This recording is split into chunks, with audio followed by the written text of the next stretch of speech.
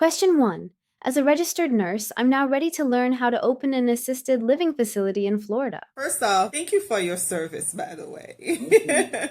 People say thank you to people like me and others who serve. I believe nurses, doctors, you guys are lifesavers. Thank you for serving in that way when people at the lowest sometimes. And then two, I think it's very smart that you're speaking to multiple consultant or companies that provide services, because sometimes you don't know what you don't know until you speak to someone and they open your mind. You're like, oh, I didn't know that. So that's actually very smart. The fact that you have exposed yourself to all of the settings, the nursing homes, the group homes, is a plus for sure. So assisted living, you're basically caring for people with age-related disabilities, catering to activities of daily living, licensed by the Agency for Healthcare Administration. Now, the fact that you are RN, I would also recommend going beyond the standard license to getting into a limited nursing facility, because you really could use your nursing background to care for people with trach, people who really have medical disabilities, and it pays you very well to do so too. And your clientele, it's not the average client, and people respect your facility for what it is. I have a friend right now, I did not help her open her ALF, but she's a nurse, and that's what she's currently doing. To start an ALF in Florida, you have to find a building that is zoned for assisted living. Typically, people who are new getting into the business, they think of, let me start small, but it's really a mindset shift, because you really don't have to start so small. You can start with a 6-bed, an 8-bed, or even a 10-bed ALF. And the way that you will know how many beds you can have is based on the area that you're looking at and what the zoning regulations are. So once you establish, okay, this house, it has 4 bedrooms, they will allow me to have 8 residents or up to 10. Residential, you can have up to 15. If you already have a property, we look at the zoning, we do the paperwork, get the zoning verification letter. If you're buying a new property, we work with your realtor. We have a certain teams of people we like to use, people that get things done. I don't care if you stay up all night. Make sure you give my client results, because we're all result focused. So I'll refer you with a real estate agent. I'll say, use these people. They work well with me. They do the real estate transaction. I deal with whatever zoning paperwork that they need. Usually there's like a time sensitive, everybody's on the edge.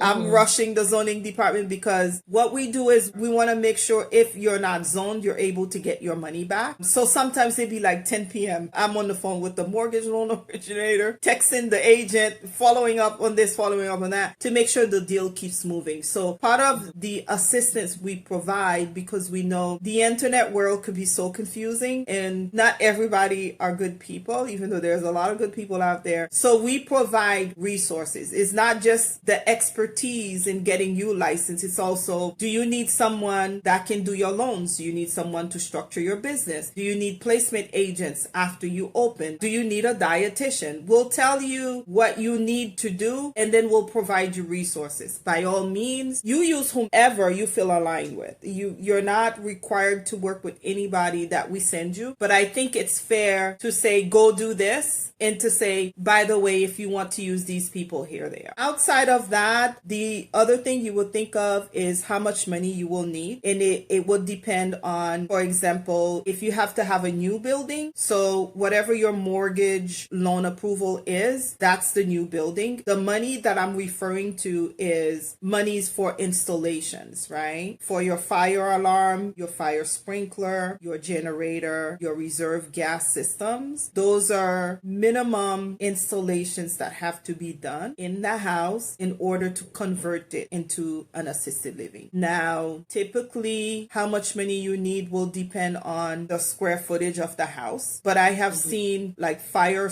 alarm anywhere from 7,000. I have seen others that are like 20,000, right? I have seen fire sprinklers anywhere from 8,000. I have seen others that are like 40,000. Sprinklers happens to be a little bit more expensive than alarms. And then I have seen others that fall in between that. And then the other thing you have to be concerned about, besides the alarm, the generator, is your reserve gas system. In that one, I have seen that the The most commonly used one is the Generac generator. And sometimes there is like a 22 kW, for example. A lot of my clients use that, and it's able to cater to like a 5-6 bedroom house. It's very strong. It has to be installed. So that one, I've seen people make monthly payments on that. People buy used ones. I've seen anywhere from like 19,000 and up for those. Outside of those, the other monies, because budgeting is something that you have to do, right? You have to do the budgeting. Other monies you will need is for the proof of ability to operate, which is pretty much access to money. Let's think of it of access to emergency money, right? Let's say, for example, and this is a one-time ordeal. It's not something you need to have there for as long as you're licensed. For your initial license or for a change of ownership. So let's say if you found a facility that was already up and running, you wanted to buy that facility. So you would purchase the facility or the building, whatever the deal is. Those are the two instances where you need proof of ability to operate money. Typically for anywhere from like 5 to like 10 or even 12 bed ALFs, I have seen people needed to have access to anywhere from 20,000 up to like 44,000 I've seen. Now,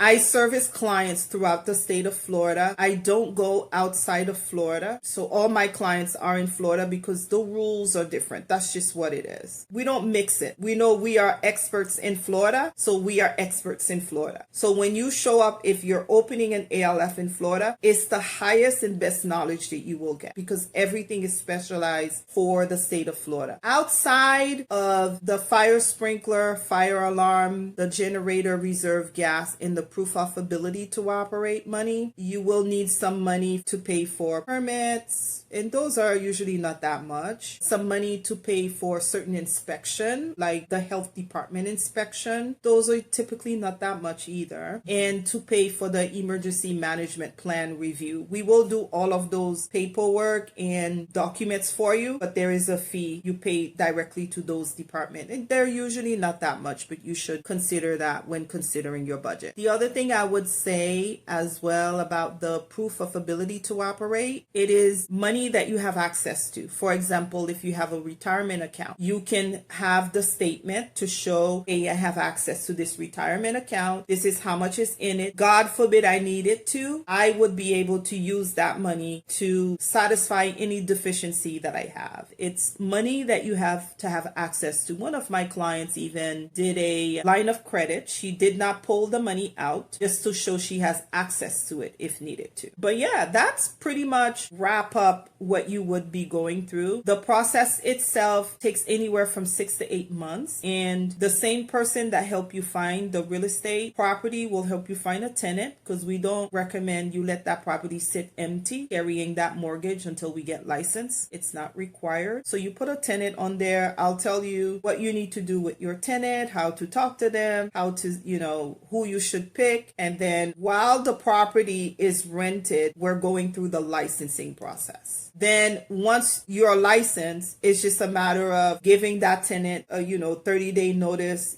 being a good landlord because they helped you out, and letting them move out, and then we start bringing those clients in. Question 2. Will you guide me through the entire process of opening an ALF in Florida from start to finish? Yes, that's what we do. We start working your process from the minute you onboard us. I'll use one client as an example, one recent one. She took the mentorship roadmap, the licensing roadmap before she had a property. We worked with her agent, provided her a loan mortgage originator, real estate agent in her area, and we worked with the agent as far as for the addendums and all of that. I have a real estate background to licensed real estate agent, even though I don't use that because the consulting pretty much take up all my time. But I also use that. I find myself using that knowledge to help my client. I'm also a landlord. I have properties that I have tenants renting. So I end up using that investor's mindset to help my clients. So now you have someone who's done it before and they could say, this what you do, this what you do, this what you do. No big deal, right? I end up using all of the knowledge that I have as part of your package, even though you're not paying for that type of knowledge. So we hold your hands from the very beginning. And because we provided her resources, she wasn't even sure she wanted to get started. She came to one of my conferences and she said, I think I want to get started, but I'm not sure. So I said, let me provide you resources. Speak to them and see how it goes. After she spoke with everyone, including me, she did one-on-one consult with me, and she realized, oh, I don't really have any reasons why I shouldn't start. And I ended up working with her realtor to pick the most ideal property for her, and she's under contract right now, and we've already gotten her zoning, pretty much everything going when it comes to those initial phases.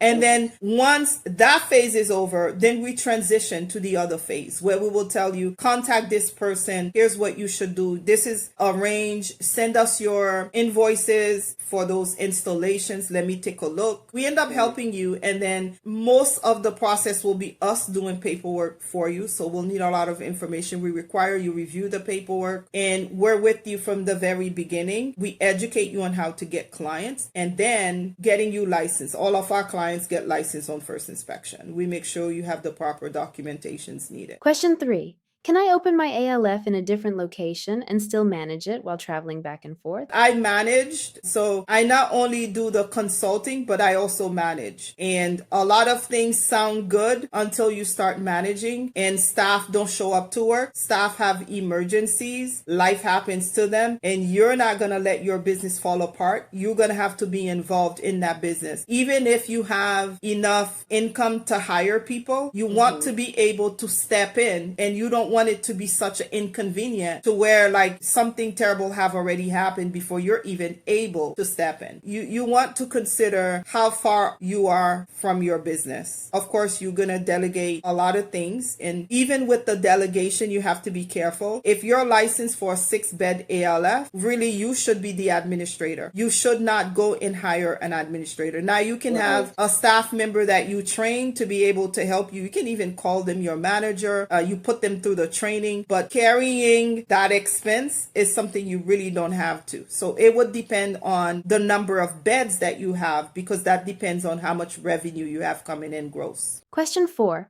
How much should I budget for the building? I don't go into how much the building should cost, but I can go into what the layout should be. So you want to have an open floor type of concept. And how I help with that is when your real estate agent sent you a certain number of properties, and you're going to look and you're going to say, so open floor concept is pretty much if you're in the kitchen, you're able to see most of the house. Okay. And so when your real estate agent sends you those properties, when you see that you have 3 or 4 properties that you actually like, you'll forward them to my email and you'll say, can Carlene look at these properties and give me some insight? That's how I help you with the process. So I'll tell you, for example, I don't see anything wrong with this. I see X, Y, and Z wrong with that. Here are your best case scenario. Here is your worst case scenario. But ultimately, we don't sway you the other. We educate you. The decision end up being your decision. That's how we assist in that matter. But we don't tell you price points. When you go through the mortgage loan originator process, they'll tell you how much you qualify for, and your agent will look at properties that meet those specific price points.